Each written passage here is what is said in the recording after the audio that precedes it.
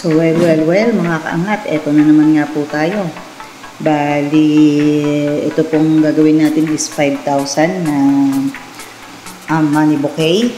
Bali, sa tagal-tagal, siguro mga 2 months akong napahinga sa paggagawa ng money bouquet at saka ng flower bouquet dahil yung aking kaibigan dumating. So, lahat ng money bouquet at flower bouquet sa kanya ko pinapagawa. Pero this time, since nasa UAE na siya, back to reality, ako na uli ang gagawa niya.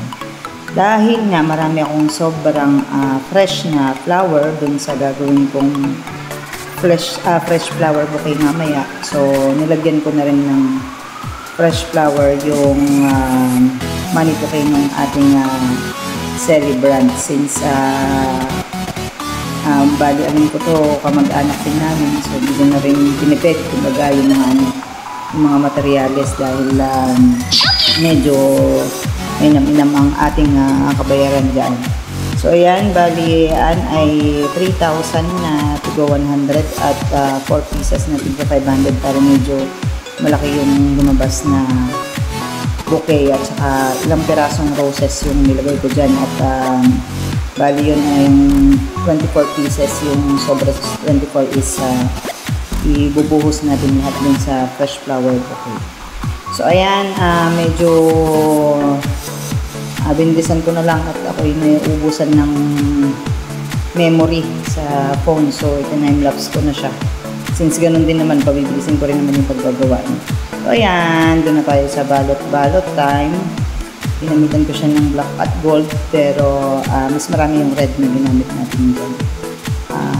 Since 73rd birthday ni Ating Lilia. Happy birthday Ating Lilia. Sana nagustuhan mo ang surprise gift ng iyong anak na si Ate Elizabeth. So from ibang bansa ito. Pinuntak lang ako sa messenger. So yun, thank you sa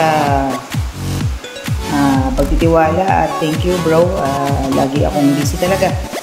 Thank you Ate Elizabeth sa pagtitiwala na mapasaya o ma-surprise natin si Ating Lilia sa kanyang kaarawan. Mukhang na-surprise naman siya kanina nung dinala namin dahil mag-start na yung celebration 3 PM pero 3 PM nandun naman na ako.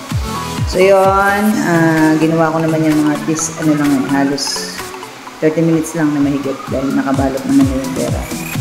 So yan na yung ating finish product. Babawasan ko lang ng konti yung buntot niya at medyo mahaba.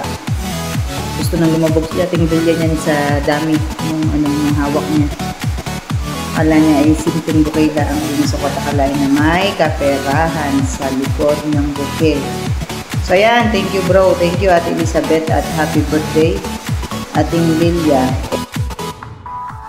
Thank you mga kaangat.